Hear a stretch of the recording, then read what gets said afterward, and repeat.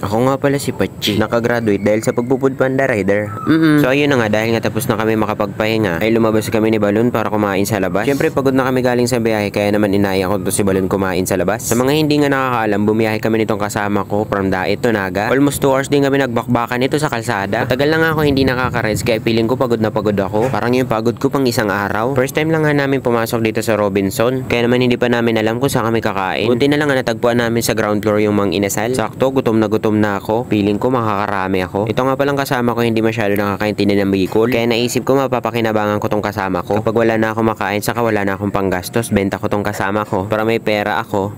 So ayun na nga, dahil nga bagong chapter na naman ang buhay natin. Panibagong pagsubok na naman sa buhay ang pagdadaanan natin. Kailangan ko talaga mag-take risk, kasi ayoko dumating sa point na itanong ko sa sarili ko kung bakit hindi ko sinubukan. Kahit hindi ko alam kung ano magiging resulta, at least sinubukan ko, diba? Wala namang hindi nakukuha sa pag-i-effort at pagtsatsaga. Siguro kung mag-failed man ako, part lang ng improvements yun. Pero syempre hindi ko ini-aim yun. Ang ini-aim ko, kaya ko to. Ako pa, dapat confident tayo palagi. Kaya kayo, huwag kayong titigil. Take lang kayo ng take ng risk. Mas maganda yung may sinusubukan kaysa wala. Kapag may hindi kayo nakuha sa gusto nyo, huwag nyo damdamin. Hindi naman lahat nakukuha sa isahang subok lang. Kaya subok lang ng subok. Hindi kayo nag-aalam, andun na kayo sa gusto nyong puntahan. Samahan mo lang palagi ng pray kay Papa G. Syempre gusto ko i-motivate kayo kasi deserve natin to. Deserve natin na magandang buhay. Sa stage ko kasi andun na yung pressure, andun na yung mga what if. Kaya gusto ko sana isikreto to sa inyo. Kaso lang nababawasan kayo kapag hindi ako nagpo-post. Wag naman. So ayun na nga, dahil nga busog na mga bihog, ay uuwi na kami sa boarding house namin at baka abutin pa kami ng ulan. Ang layo lang pala ng boarding house namin dito sa sentro ay 14 minutes malapit lang nga sa pagre-reviewhan namin. Pagdating namin dito sa boarding house ay kulang-kulang pa mga gamit namin. Wala nga akong sapin, punda. Sa dami kong dala, yung pa talaga nakalimutan ko.